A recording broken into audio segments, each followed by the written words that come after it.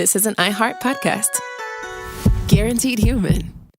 With no fees or minimums on checking accounts, it's no wonder that Capital One Bank Guy is so passionate about banking with Capital One. If he were here, he wouldn't just tell you about no fees or minimums. He'd also tell you about how Capital One cafes are open 7 days a week to assist with your banking needs. Yep, even on weekends. It's pretty much all he talks about, in a good way. What's in your wallet? Terms apply. See CapitalOne.com/bankguy. Capital One N.A., member FDIC. Introducing the all-new Mazda CX-5, featuring more connection. Hey Google, where's the nearest Pilates class? Safety that has your back. More discovery on the scenic routes. More passion in the details. And more control in changing weather. The all-new Mazda CX-5. More to move every side of you. See it in 5 films at MazdaUSA.com/5sides. Google is a trademark of Google LLC. Sequences shortened and simulated. Hey everybody, it's me, Josh, and for this week's SYSK Selects, I've chosen Did Reagan's Star Wars program win the Cold War? Which we originally released back in August of 2012. It's a pretty good look at the time Ronald Reagan bled the Soviet Union dry so badly that it actually brought an end to communism basically all over the world. It's a pretty good episode, and I hope you enjoy it. Let's listen now. Welcome to Stuff You Should Know from HowStuffWorks.com.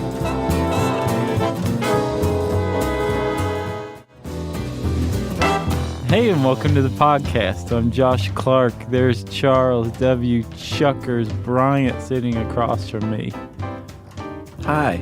Yeah, have you ever seen Donnie Darko? Oh, dude, it's one of my favorites. You know when he takes that mescaline and like that thing comes out of his chest and he starts following it? Yeah, he doesn't take mescaline, but yeah. Sometimes I feel when we're sitting across from one another, we're connected by one of those. Yeah. Like a wormhole of fellowship. Yeah, like from the abyss. That's what it sort of looked like. Yeah, it did look a lot like that. I love that movie. Yeah, when Ed Harris takes all that mescaline. Oh, that movie. And sees sees that thing come up out of the water. It was just like that. No mescaline. No movies. How's it going? In which people take mescaline. There's plenty of those, pal. Really? Sure. One. Mescaline. This is what people have been complaining about lately. Who's been complaining? Tell me their names. Various people. People have been complaining. Oh, you bring something up. I feel like we should address something. We haven't done this in a really long time. It appears to me that we have a lot of newcomers. Yeah, welcome. Yes, welcome. And I think anyone who's been following us the whole time kind of gets the Stuff You Should Know jam, right? Yeah. But it seems like there's a lot of people who don't quite understand what we're doing and think that we purport to be infallible experts on everything and that we don't just get things wrong from time to time. Yeah. We're just a couple of guys who are pretty decent at researching. That doesn't mean like we invented the topic that we're talking about or that we didn't just walk right past a fact or something that we missed in our research. It comes up. It happens from time to time. So I guess if you're just joining us, that's probably something good to keep in mind. We don't claim to be experts, so don't hold us to that standard because we're not trying to reach that standard. We're just trying to impart some really great information as factually as possible. Mm-hmm. And we love science and wonder. Great. Are you good? Yeah. All right. How are you doing? I'm awesome. Do you have anything to get off of your chest? No. Just welcome. The pimento cheese mini sandwiches are in the corner. Help yourself. So, Chuck. Yes. Do you remember a while back we've talked about this stuff a lot. Mutual assured destruction.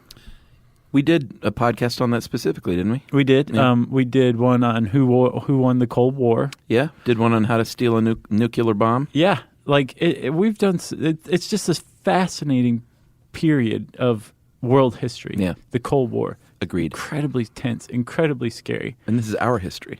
It is, in part because you're half Russian. Well, no. But I was alive and well. Yeah. And we a youngster. Cold War kids, weren't we? Yeah. Yeah. We've talked about this before. Sure. Ruskies. Little Ruskies. So the central I guess, the fulcrum of the Cold War. The fact that the reason we're all still here was the doctrine of mutual assured destruction. Yes. Which is basically like we had enough nukes to wipe out the entire world. The Soviet Union had enough nukes to wipe out the entire world. So we were just there in a tense, fragile détente. How about a nice game of chess? Exactly. That's why we're still here. So this was, I guess, this accepted reality for every president and every premier from, well, I guess who? For us, from Ike on. Okay. This mutual assured destruction doctrine was just kind of a part of daily life. But when Ronald Reagan came into office, he came up with a different plan. He did indeed. So instead of a tense standoff, He found that untoward. I guess. I think he found it, from my understanding of Reagan, he would have found it untoward because it didn't give America a clear advantage. Well, the article says he found it morally and politically distasteful. I agree with him in that Reagan didn't like mutual assured destruction for one reason or another. Yeah. So he came up with something, a game changer, you would call it today, if you read books that 80% of an airplane is also reading at the same time. That's right. What is it? Josh, he came up with the Strategic Defense Initiative, Yeah. which the press like to call the Star Wars program. Yeah. And I remember this very, very well because it was largely derided in the press for a bunch of reasons we're going to talk about. Yeah. I remember it very well, too. Yeah. It was all over Mad Magazine. Oh, yeah. It was all over Time. Mm-hmm. There were awesome illustrations of like satellites with lasers shooting out of them that like you could see in the mainstream media a lot. Sure. But yeah, I also remember it kind of it just basically being generally disliked by the public. Yeah. As well. Pretty much. It was to be laughed at in many circles, although it was a very serious thing. It was. And it was laughed at for a lot of reasons. But that we're going to go over. So Reagan, on March 23rd, 1983, he held an address to the nation, a little televised speech. And in it, he challenged the scientific community, who he said had created nuclear weapons, to make those very same weapons, quote, impotent and obsolete. And that kind of became the rallying cry. Yeah.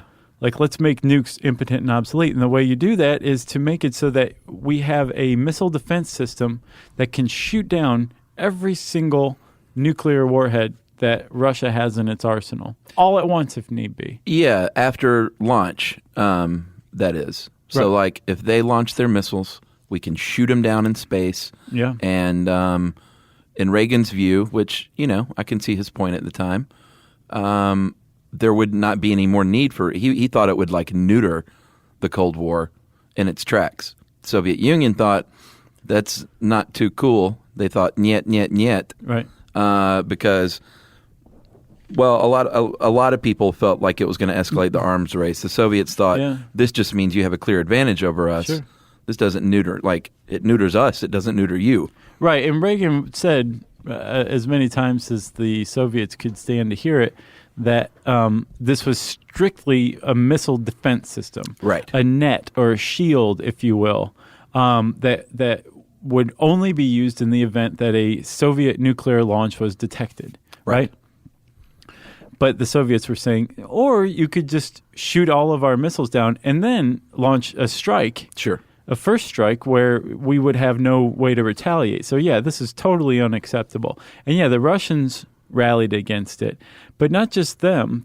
Here at home, there were a lot of people who didn't really care for it, including the public, who thought it was a pipe dream, or who thought it would escalate a new arms race with Sure. the Soviets, or who just thought it was going to be a huge, like, money pit. Yeah, and it was a lot of those things. And when we say Soviets, let's go ahead and call out the premier that I didn't remember, Yuri Andropov. Mm-hmm. I didn't remember him.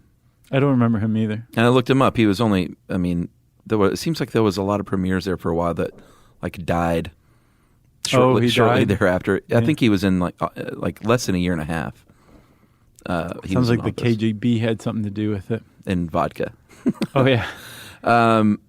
So he was the premier at the time. He wasn't a fan. They launched a big propaganda campaign. It says 70% of their propaganda went toward poo-pooing the Star Wars defense program, even though they didn't think it was going to work. Yeah. So, yeah, neither did our Congress, apparently. Right. Apparently, the Soviets were like, this is not a feasible program. Well, and they said it violates a couple of important treaties. The ABM, the Anti-Ballistic Missile Treaty of 72, which the Soviet Union and the United States were both a part of, said that at the time that was 2 ground-based missile defense systems you were allowed. Later on, it was 1. And I guess this would have been more than 2. Not only that, ground-based is an operative term in this case, because this was going to be this Strategic Defense Initiative was going to be space-based. And that violates another treaty. 1967 Outer Space Treaty says that you cannot use weapons of mass destruction in space.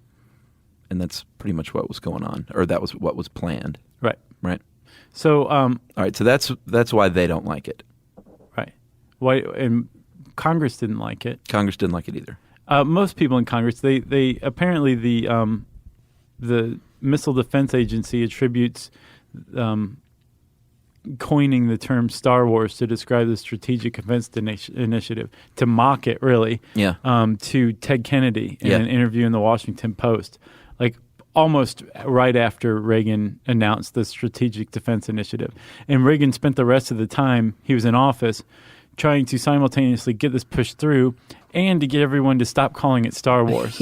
Because with no luck. Had it caught the American public's imagination, like, oh yeah, Star Wars, let's just go ahead and blow up Russia with Star Wars, he would have been like, yeah, let's call it Star Wars, it's awesome. But it was like Reagan's Star Wars, that crazy old kook, he's got Alzheimer's and he wants to put weapons in space and just shoot lasers around and all that. So he spent a lot of time lobbying against people calling it Star Wars, but it didn't work.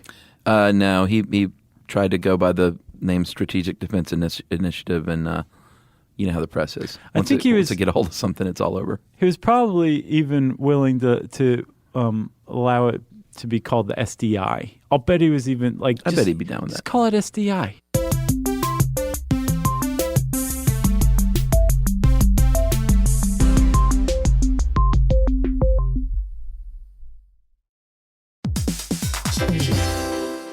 Hey everybody, we're here to talk to you about Wayfair, who believes that spaces should be functional, they should be comfortable, they should be well-designed, and they can be well-designed by you with their help. Your updated space should feel more comfortable, inviting, and practical for everyday use. And we're talking about outdoor seating. We're talking about grills. We're talking about major appliances. If you need storage solutions, Wayfair can help you out. Patio lighting, rugs, decor. It is your one-stop shop for home. Yeah. I mean, it's getting nice out, so it's time to think about living outdoors for the next few months. And Wayfair knows that outdoor furniture, it's heavy, it's intimidating to assemble. So Wayfair has stepped in and said, we're going to handle the hard part so you don't have to. That's right. You can shop Wayfair Verified, your shortcut to the good stuff. And that means their team of product specialists are going to vet everything by hand using a 10-point inspection, testing things like, quality materials, functionality, and features, and even how long it takes to build that piece of furniture. And the overall experience save time, reduce hassle, and improved convenience. Patio season is here, and these deals won't last. So head to wayfair.com right now to get your outdoor space ready for way less. That's WAYFAIR.com. Wayfair, every style, every home. Hey everybody, I want to talk to you a little bit about Tide Evo because it represents over 10 years of innovation and product development. Tide Evo is a first-of-its-kind technology where tens of thousands of minuscule fibers are spun together to form a 6 times powerful layer packed with scrubbers, brighteners, pre-treaters, and fresheners. And that's going to deliver a breakthrough clean that's so powerful it feels like magic. Yeah, it is kind of like magic. Tide Evo is revolutionary. A 100% concentrated, waterless laundry tile that's made of compressed microfiber soap layers rather than liquid or powder. And it's not like pods or sheets because it uses 6 layers of detergent fibers to deliver superior cold water cleaning without plastic packaging of any kind. And it provides a mess-free, lightweight solution that dissolves lickety-split. So whenever you run into a laundry challenge, turn to Tide Evo. It's revolutionary. It's magic. Try new Tide Evo. Real laundry magic. Stuff you should know.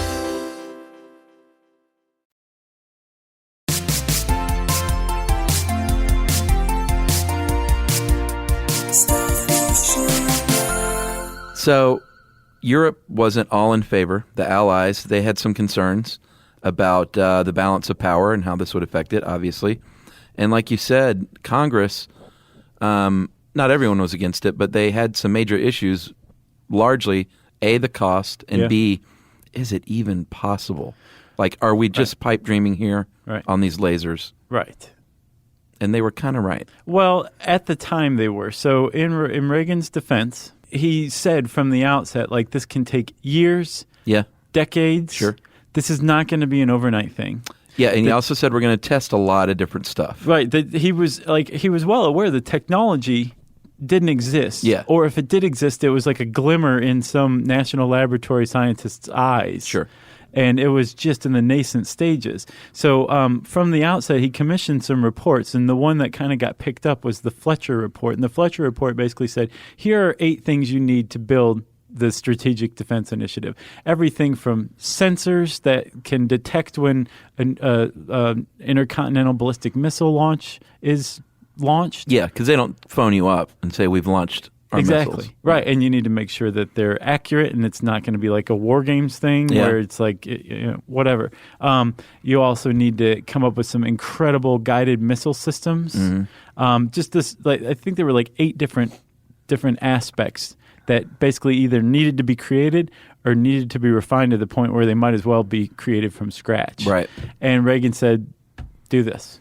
Yeah, he said press on. And I think a lot of people at the time, in Congress at least, were saying, good idea, let's use this as a bargaining tool in the arms race. Like, we don't really have to do it. Right. They're like, everyone thinks you're serious. Exactly. It's awesome. And he said, this could work as a bargaining chip. And he was like, no, I really want the Star Wars, SDI.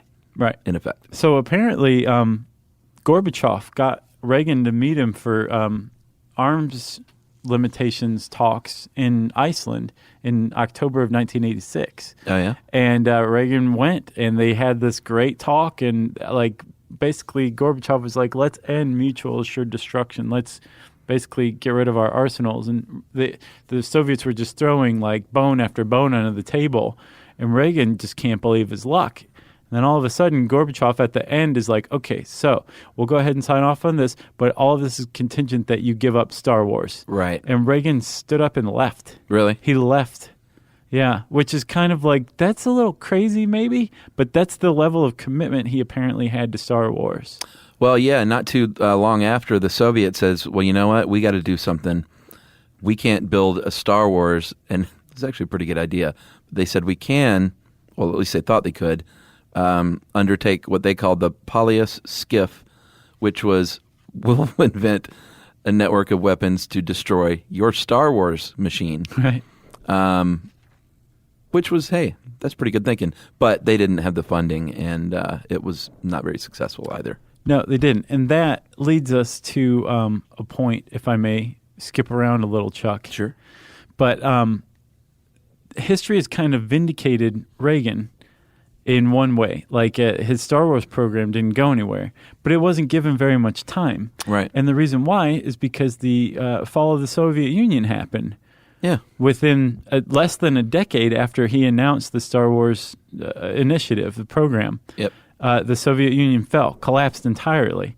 And some people attribute that to the defense spending that he immediately caused them to start expending because of the Star Wars program. True. So he did kind of ratchet up this arms race, but the Soviets couldn't keep up. Right. So this came on the heels of us bleeding them dry in Afghanistan, secretly funding the Mujahideen, which became the Taliban, by the way. Right. But I don't know how much Reagan knew, but the Soviets were hurting financially. Yeah. And then all of a sudden you introduced Star Wars and they couldn't keep up. Yeah. And the fall of the Soviet Union, with that came obviously the at least huge threat of all-out nuclear war. Right. Because they were the major players. You didn't have to worry about the smaller countries, as far as MAD goes. Right, but you had to worry about rogue states and all that. Right. And making sure that the Russians could hang on to their arsenal, which they didn't do very well necessarily. But yes, the mutual assured destruction just went the way of the dinosaur when the Soviets fell. H.W. Bush comes along. Yeah. People get annoyed, by the way, when we don't say President so-and-so. Who does? I've Where are you see? Is this on Facebook? No, I've seen people write in before, and I've heard other people say you should always address them as President so-and-so. But I hear all the time people say Obama, Clinton, Reagan. Yeah. So no disrespect intended, folks. H.W. Bush comes along. Soviet Union has fallen, so he's like, you know what? We need to really cut back on this scope of this SDI. He probably would have just scrapped it all together, but he was pretty loyal to Reagan, of course. And so he refocuses the program, cuts it back. Clinton comes along, President Clinton, and refines it even more and cuts it back even more. And by the time that happened, it wasn't anything like Reagan's initial Star Wars program. No, not at all. No, but it would become handy, which we'll get to. So let's talk about what Star Wars was. We've kind of given like a little bit of a broad overview, but until I started researching this, I hadn't really thought about it. But intercontinental ballistic missiles, one's capable of traveling from Moscow to New York, have to leave Earth's atmosphere and enter orbit. And so the idea was we would have something up there that could shoot it down when it entered orbit. That's right. Which meant that we had to weaponize space. Yeah, and I wonder if they ever gave any thought to what nuclear bombs going off in space would mean. I mean, surely there's repercussions there. I know it's space, but you can't just go willy-nilly setting off nuclear bombs in space, right? We did in Nevada. Well, that's true. In the Bikini Atoll. Yeah, and look what happened there. What happened there? Well, I'm just saying it's got to cause some kind of harm to space, even though it's space, right? Mm-hmm. Or does it just suck into it like... I have no idea. This is something I could not find. I mean... I researched, I couldn't find anything. Yeah, no, I understand what you're saying. Space is a vacuum, so it should have some effect or no effect whatsoever. But it's got to. A nuclear explosion has got to do something. There's someone out there really smart that hopefully is going to email me. I guess, though, the idea behind this was fairly utilitarian, where it was like, okay, this possible consequence in space or saving millions of lives here on Earth, and they just said, whatever, that's fine. Of course. But so you have something up in space that's capable of shooting down an intercontinental ballistic missile. Like an X-ray laser? This is like where we kind of come to some of the there were a lot of proposals that were kind of out there, but they went ahead and spent a lot of money testing these things, like the X-ray laser, and that was physicist Edward Teller. He created the hydrogen bomb. Yeah, I saw that. Yeah. It was his proposal, so they obviously listened to him, and it was going to use power generated by a nuclear blast, and it never performed well, and it really became the focus point for the press and for David Letterman and for Johnny Carson to make fun of, because it was an X-ray laser, and this is coming off the heels of the Star Wars movies themselves with their X-ray blasters. Or actually, they weren't X-ray. The Death Star blowing up? Yeah. Or the Death Star blowing up that planet? Alderaan, I think. They focused the laser and boom. You just saved me from a lot of ire, because I was going to say Tatooine. I might have got it wrong. I think it was Alderaan. Man, I hope you got it. If there's one thing that I ever hope you got right, it was that one. So many Star Trek fans would be writing in. So there's the X-ray laser, and it doesn't go over very well. Which was very much the focus of the media, and they were being chided for the fact that they, it sounded really far out. Right. But they tested it. It just wouldn't work. The idea behind it was that they were going to have a small controlled nuclear explosion that would power this laser, right, to create a massive amount of X-rays, a concentrated amount of X-rays. Yeah. That would be focused on a missile and it'd go kaboom. And it was called Project Excalibur, so it had a cool name too. Yeah. But apparently Teller or the people behind it were accused of falsifying the initial test results. Yeah. So it kind of went down in scandal and mockery and everything. So in the little box it said worked or didn't work, they just checked worked and shuffled away. Like cartoon sweat coming off of their forehead.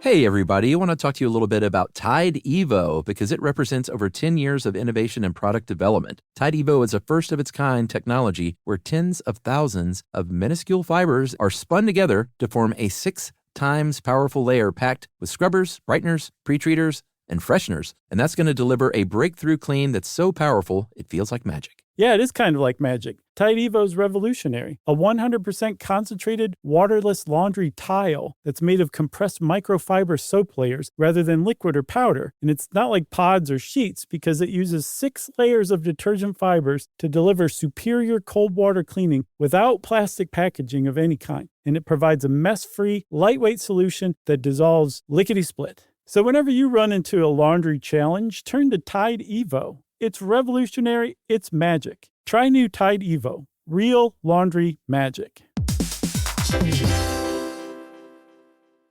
Everyone knows winter is the real mess maker. You don't need WeatherTech floor liners for summer unless you hit the beach and half the beach ends up back in your car, or the campsite dirt ends up in your trunk. Then you'd want a cargo liner, or a road trip goes sideways, lemonade spills, ketchup goes rogue, ice cream drips. Yeah, you'd be pretty happy about those WeatherTech seat protectors. So just to be clear, as the mud you're inevitably going to step in this summer, you don't need WeatherTech unless you plan on doing summer. Visit WeatherTech.com today.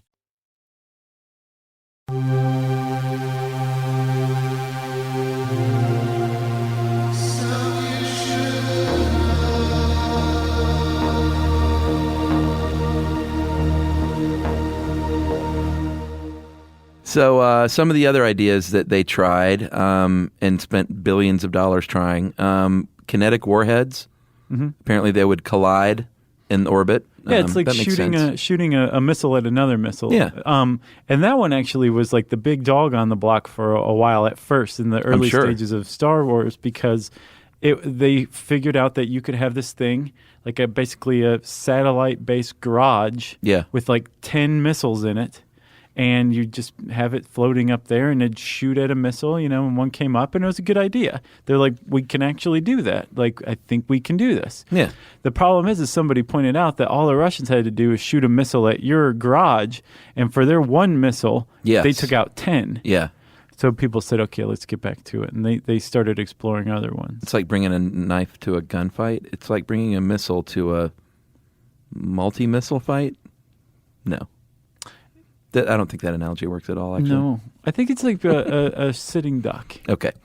The other thing they wanted to try, Josh, was rail guns mounted on satellites. Did you see the Popular Mechanics drawing of this? I did, and it's pretty wicked. Yeah. I got to admit. It looks like an I-beam coming out of the satellite, but it's shooting like a 3-ounce slug at 200 miles a second. Yeah, it's pretty wicked. Yeah. That one didn't go very far because of the energy requirements. Yeah, it was just way too expensive in an energy sense. Right. And then the MIRACL, Miracle Laser. Yeah. It was another laser, but it was ground-based using mirrors, right? Yeah, it was a chemical laser. Oh, okay. It wasn't like a nuclear X-ray laser. Gotcha. It's like they just started to try to throw cool sci-fi terms of the time together. Like, let's make a laser, but let's make it a nuclear X-ray laser, and we'll shoot missiles out of the sky with Tron. Laser Tron. Right. Let's add that. So then this article doesn't really go into it, but after some of these were kind of asked and answered, up until and even beyond the fall of the Soviet Union, the shining star in all this became these things called bright pebbles. Does that ring a bell? It did for me. When I ran across it, I was like, those two words sound very familiar. So bright pebbles was the little garage with 10 missiles. These were very small ones, like say 20 to 50 pound mini garages that would shoot slugs or would ram themselves, but I think they would shoot slugs. And rather than having one garage with 10 missiles, you would have thousands of these little things all over the country. All over space. Oh, they're in space. Yeah. Gotcha. So they were hoping for a constellation of up to like 4,000 of these things just floating around in space. Wow. The cool thing about them was if you took one out, there were still 3,999 left, right? Yeah. They were autonomous, so they could attack on their own if they wanted to. They could also coordinate and communicate with one another to launch coordinated attacks against missiles. Yeah. So it'd be very tough to overwhelm these things. And they would have been designed to protect U.S. space-based assets like satellites. Sure. And if the Soviets ever launched anything like it, these things were trained to just go right after them and blow them out of the sky too. So basically they were like little sentinels in space. Wow. And they were going to be cost effective too. It was going to cost about $11 billion in 1984 dollars, I think, which is about $20 billion today. That's a bargain. It was, considering that they were looking at like $20 billion, which is about $43 billion in today's dollars, just to get some of the other ones off the ground. Right. So to get 1,000 off the ground that you could mass produce, just $11 billion at the time was quite a bargain. Yeah. And had the fall of the Soviet Union not come and gone, we probably would have bright pebbles up in space right now. Oh, really? And as a matter of fact, they were proven. They were tested. The Clementine probe, which mapped the moon in 1994, that was a bright pebble that they basically redesigned. Instead of as a weapon, they used it to map the moon, and it did so successfully. So they would have worked. Awesome. And lastly, yes, a computer model of bright pebbles found that had they been in operation during the first Gulf War, they would have shot down Saddam's Scud missiles with 100% accuracy. Wow. Pretty crazy. But, well, cheap. I was going to say expensive. No. Yeah, cheap. They just didn't have time to come along. Well, the problem with the rest of the plans is I saw one quote that said that at the time they were just sort of taking these ideas almost from science fiction, and they felt like they were, or some scientists felt like they were a decade away from even, like they're saying we can't even start this for 10 years. We need to research for 10 years to see if any of this is even feasible. But I think instead of sort of like trying these things out. Reagan was encouraging that, though. I mean, I'm sure he was like, hurry up. But at the same time, I think I got the impression he was saying, like, sky's the limit, guys. Like, use your imagination. Do whatever you can come up with. It's definitely sky's the limit. Because, I think beyond some that, wacky even. Ideas. Right. So did any of these ever work at all? So apparently a couple did. Like, they shot down 3. They shot down a stationary object on Earth. They shot down a mock warhead in the Earth's atmosphere. And they shot down another mock warhead in space. And one of those things was going 2,100 miles an hour. So some of these technologies, because they had a bunch of different groups testing all these different crazy things, and some of them were successful, but for the most part, no. But it eventually led to a different sort of defense system that we still have today, right? Or isn't that what some people say? Yeah, like the ballistic missile defense system. Yeah. It's the outgrowth of Star Wars. Like the idea that we have a missile defense system comes from Star Wars. So even though we're not using X-ray lasers, right?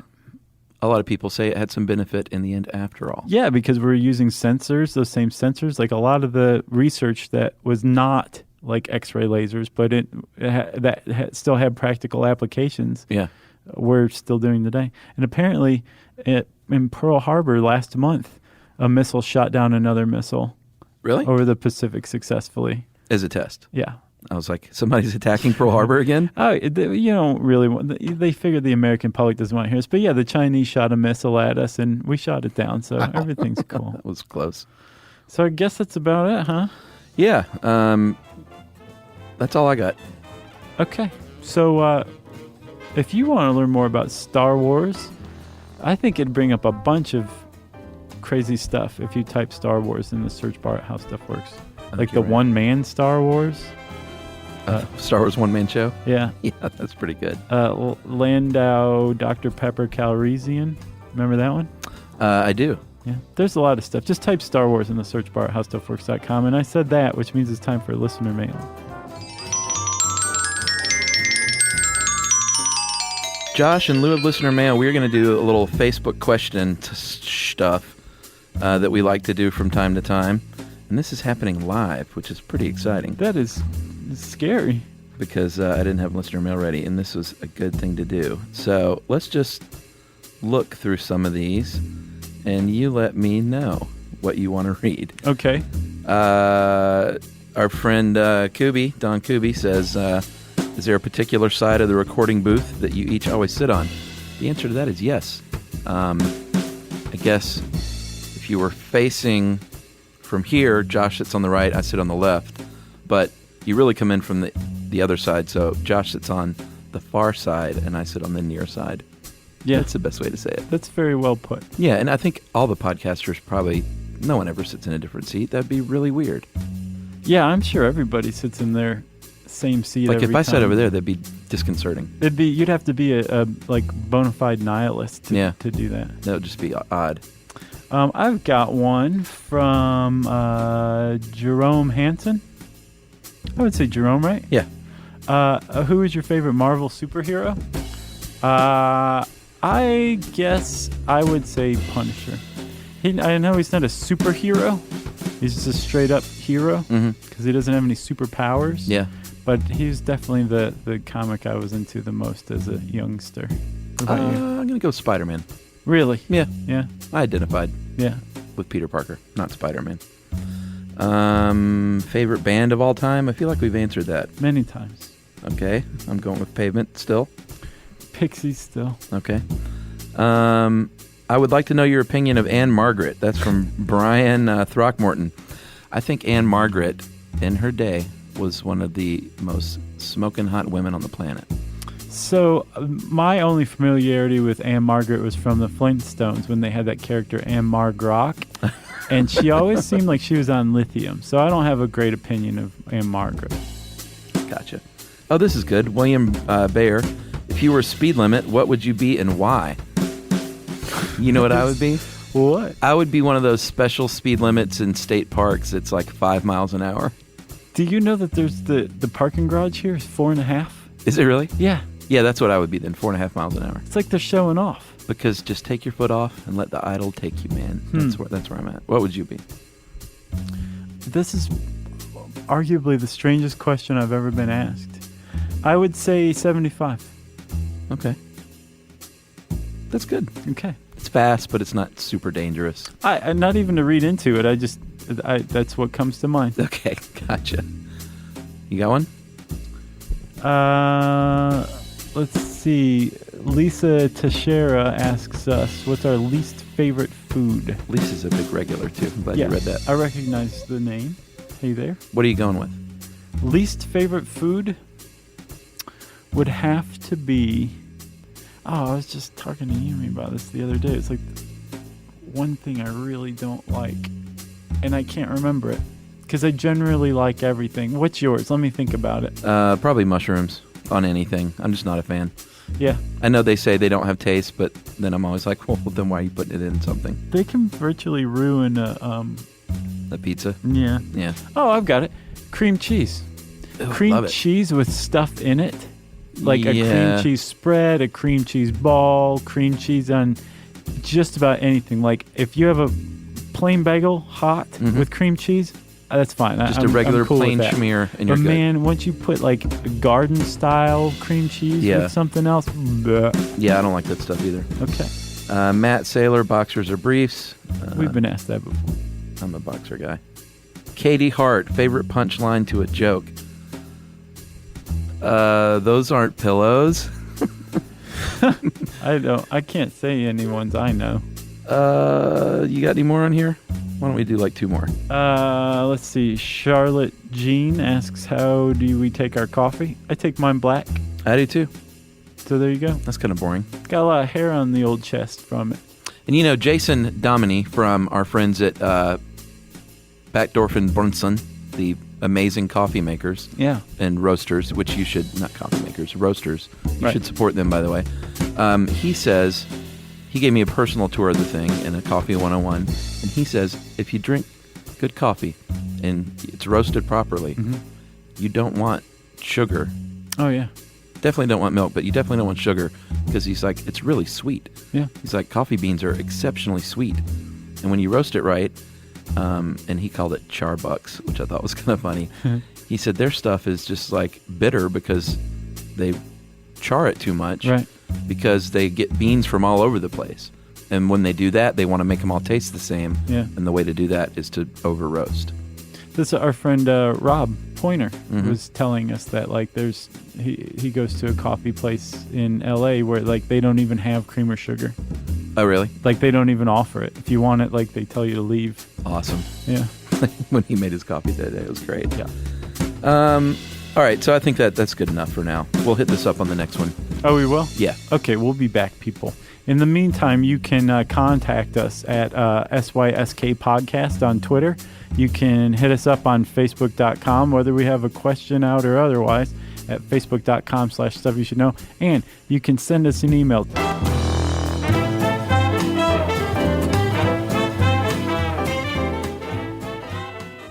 Everyone knows winter is the real mess maker. You don't need WeatherTech floor liners for summer unless you hit the beach and half the beach ends up back in your car, or the campsite dirt ends up in your trunk. Then you'd want a cargo liner, or a road trip goes sideways, lemonade spills, ketchup goes rogue, ice cream drips. Yeah, you'd be pretty happy about those WeatherTech seat protectors. So just to be clear, as the mud you're inevitably going to step in this summer, you don't need WeatherTech unless you plan on doing summer. Visit WeatherTech.com today.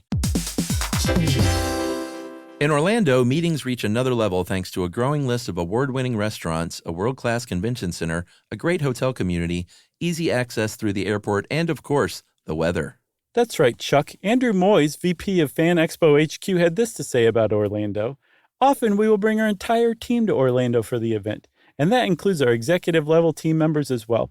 And we're able to give them a great experience with luxury hotels, special restaurants, all those key things to feed into the proper executive experience. He also said that Orlando's easy airport access and close proximity to hotels and transportation make it a top choice for hosting major events. And while you may know Orlando for its attractions, industries like healthcare, aerospace, and advanced manufacturing make it a hub for cutting-edge businesses. Or, in the words of Mr. Moyes, Orlando can really be that destination where you can innovate, collaborate, and look to the future. And that's what makes Orlando unbelievably real. Learn more at orlandoforbusiness.com. This is an iHeart podcast. Guaranteed human.